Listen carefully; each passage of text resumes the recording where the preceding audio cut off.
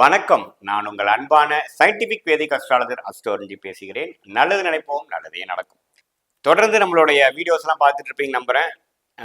எந்தவித மூட நம்பிக்கைகளையும் போகாமல், மிகைப்படுத்தாமல் ஜோதிட கருத்துக்கள் அறிவியல் சார்ந்த முறையில் சயின்டிபிக் வேதிக் அஸ்ட்ராலஜி முறையில் பார்க்குறோம். ஒளி தத்துவம் எப்படி நம்மளுடைய வாழ்க்கையில் நல்ல சாதகமான ஒரு சம்பவங்களாகவும் சாதகமற்ற சம்பவங்களாகவும் நம்மளுடைய ஒளி அமைப்பு பொறுத்து எப்படி நடந்து கொண்டு இருக்கிறதுங்கிறது நம்ம துல்லியமா பார்த்துட்டு இருக்கோம்.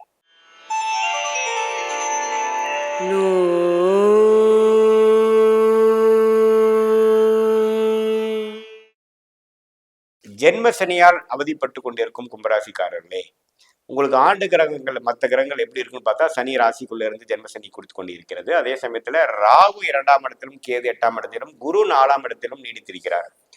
ஸோ இந்த ஆண்டு கிரகத்துல பாத்தீங்கன்னா மெயினா ஆளுமை செலுத்தக்கூடிய ஒரு கிரகமாக சனி உங்கள் ராசிக்குள்ளே இருந்து கடந்த ஒரு வருடமாக 1.5 வருடமாக 1.25 வருடமாக ஒரு ஜென்மசனி தாக்கத்தை கொடுத்து இப்ப பூரட்டாதி நட்சத்திரக்காரங்கள் முழுமையாக பாதிக்கு உள்ளாகக்கூடிய அமைப்பு கொடுத்து கொண்டு இருக்கிறது.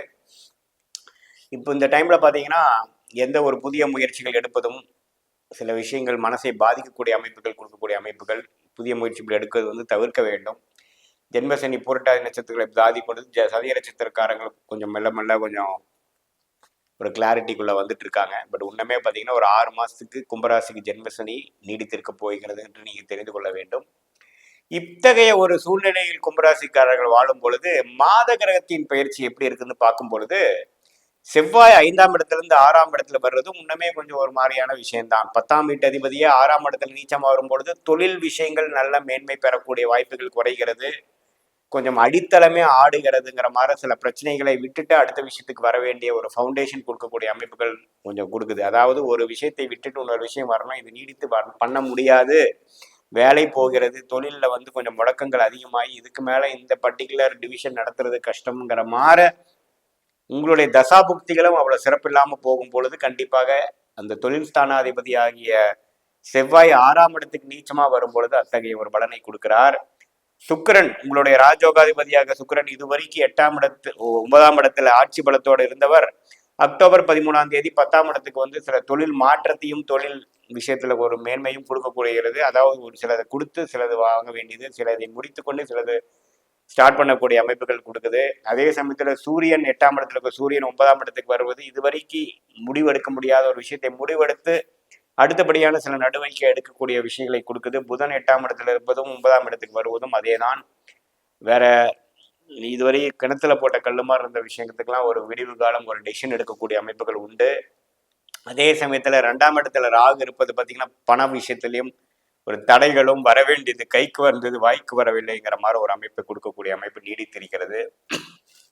அதே சமயத்துல வெளிநாடு வெளிமாநிலம் அது மாதிரி ஒரு செலவுகளுக்கு அதிகமாக செலவு செய்யக்கூடிய விஷயங்களும் வருமானம் வர்றதுக்கு தான் லேட்டாமையுடைய செலவு மிக அமோகமாக நடக்கக்கூடிய ஒரு அருமையான விஷயமாக இருந்து விரயத்தை எப்படி குறைக்க முடியுங்கிற மாதிரி ஒரு மன அலைச்சலையும் மன உளைச்சலையும் கொடுக்கக்கூடிய அமைப்பு கொடுக்குது. ஸோ இத்தகைய ஒரு சூழ்நிலையில் பார்த்தீங்கன்னா ஜென்மசனியும் ஒரு 6 மாதத்துக்கு இருக்கும் பொழுது கொஞ்சம் பொறுமையாக இருந்து தான் ஜெயிக்க முடியும். எடுத்தமா கொழுத்தமான எதையுமே செய்ய முடியாத ஒரு நிலைமை இருக்குங்க.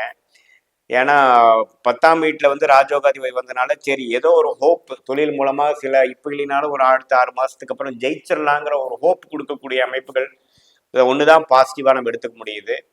அதே சமயத்தில் கலைத்துறையில் இருக்கிறவங்களுக்கு சின்ன ஓப்பனிங் சின்ன ஒரு ஆப்பர்ச்சுனிட்டி கிடைக்கக்கூடிய அமைப்பு சுக்கிரன் குரு பார்வையில் வருவது கொடுக்குதுங்க. அதே சமயத்தில் சூரியன் 9ஆம் இடத்துல நீச்சமாக போனாலும் 8ஆம் இடத்துலேருந்து வெளியில் வர்றது ஒரு நல்ல விஷயம்தான். புதன் 8ஆம் இடத்து அதிபதியாக இருந்து 9ஆம் இடத்துக்கு ஒரு நட்பு வீட்டுக்கு வர்றது நல்ல விஷயம்தான். ஸோ இது மாதிரி ஒரு மாற்றங்கள் நிறைந்த ஒரு மாதமாக கும்பராசிக்காரர்களுக்கு இது மாதிரி ஒரு இக்கட்டான சூழ்நிலையிலேருந்து எப்படி மீண்டு வருவது என்பதை சில புரியாமல் இருக்கக்கூடிய அமைப்புக்கு ஒரு கதவு திறந்து இந்த மாதிரி ஒரு ரூட்ல போய் நம்ம ஜெயிச்சுக்கலாங்கிற கூட அமைப்பு கொடுக்கக்கூடிய அமைப்புகள் இருக்கு.